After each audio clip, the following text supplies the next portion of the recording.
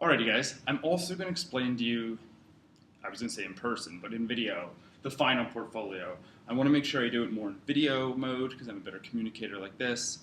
And I want to make sure that there's no doubt, no anxiety, that there's clear, beautiful, stressless communication as you approach this huge 50% of your grade assignment. Let me grab some markers. Final portfolio. There's three major essays you wrote in this class. You wrote Brooks early, then you wrote your cultural analysis, and then you wrote McLuhan, or you're still writing McLuhan. One of these first two, you put into your midterm. You said, this essay is good enough to prove to Brent that I understand focus, I understand organization, I understand development support, and I understand ethos. That those are the global issues of writing that all writers worry about. So let's just say you put your cultural analysis essay in your midterm, and that was 20% of your grade. Awesome. Okay. Now we're coming up to the final portfolio. The final portfolio is different. It's going to have three essays. One, you are going to have a reflection essay. It's the exact same prompt from midterm, but it's not timed. You have all the time in the world to write this essay. You can honestly use the exact same thesis you used. You can honestly have a new thesis if you want. Just read my comments from your midterm reflection essay and use that essay as like a rough write or a shitty first draft. Because this one, I expect to be as awesome as any other essay you wrote in this class because you have 2 weeks, you have time at home, you're not under the gun, so really work hard on that reflection essay. Then, your second assignment in the final portfolio is this midterm essay. You need to revise it again. Make it even better. Revised midterm.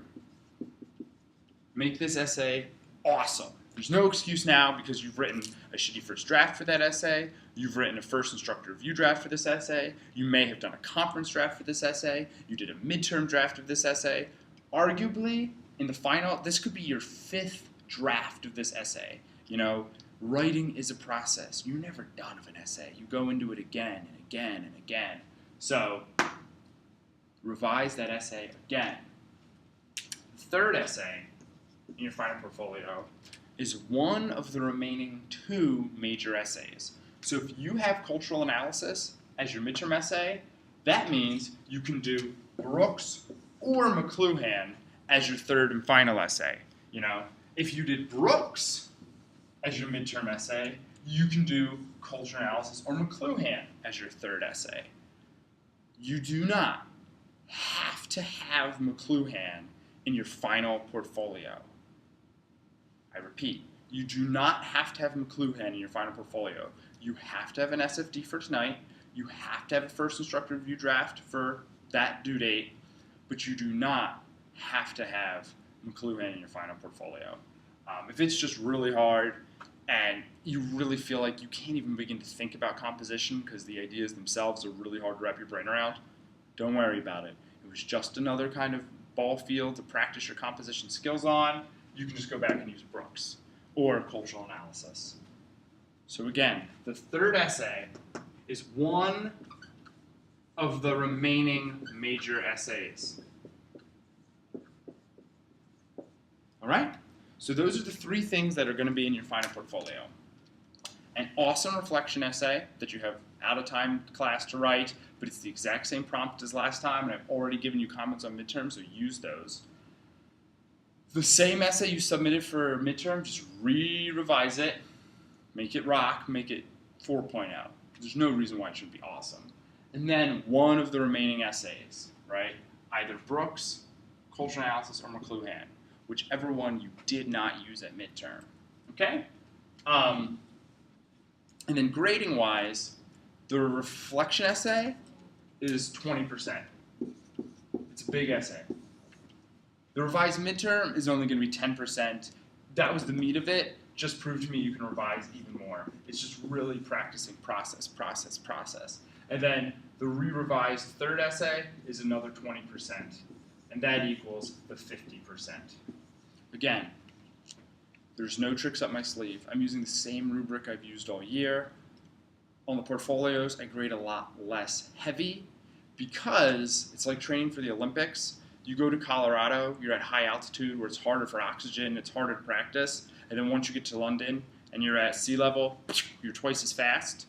Won't grade as hard on the portfolios, but it's the same essays you've written. It's the same rubric I've given. It's the same comments. It's just focus, organization, development support, ethos, and process again and again and again. That's what makes strong writers. So hopefully that explains the final portfolio. The final portfolio Dropbox, it's going to be open all day Friday. The August 17th is the last day of class. That Dropbox will disappear at 9 p.m. I cannot accept anything late. I mean, class is over. I mean, the quarter is over. So get it to me by 9 p.m. There's only one Dropbox because I don't have any timed essays. There's nothing like the Dropboxes appear and disappear. They'll just be there. And you can submit the cover sheet, the reflection essay, the revised midterm, and the revised third essay into that one Dropbox. It's just really easy. Just go bam, bam, bam, bam. It's easier for me to grade that way. It's easier for you to submit that way. If you have any questions or comments, feel free to email me or use the Q&A on the website so that we can really be on the same page here. I want to work around anxiety. You guys have come so strong. Your grades are doing great. Your writing is coming along great. This is not something to stress about. This is something to succeed about. So there you go, final portfolio. May the force be with you.